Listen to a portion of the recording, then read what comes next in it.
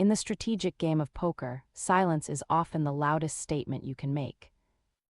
In the hearts and minds of formidable players, knowing when to speak and when to listen can mean the difference between victory and defeat.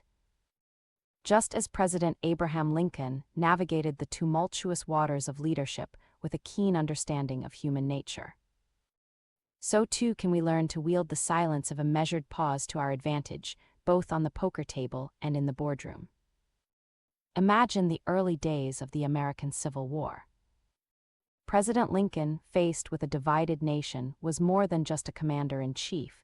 He was a masterful strategist. He understood that true power lies not only in decisive action, but in the collective understanding of the dynamics at play.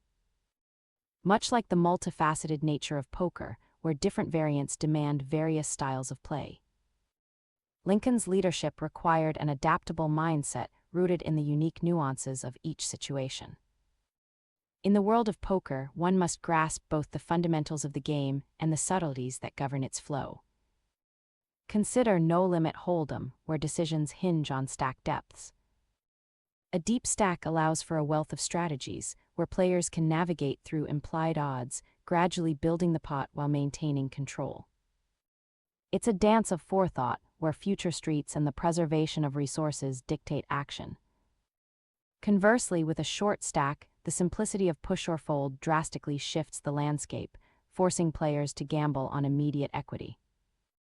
Each format of poker brings forth its distinct strategic challenges, much like the varying demands of leadership. In pot limit Omaha, with its more complex betting structures and the necessity to protect draws, players are called to a different type of agility. Here, your hand strength is contingent upon the ever-shifting dynamics of the table. You must adapt, reacting not just to what is dealt, but to the tendencies of opponents, recognizing when to apply pressure and how to effectively manipulate odds.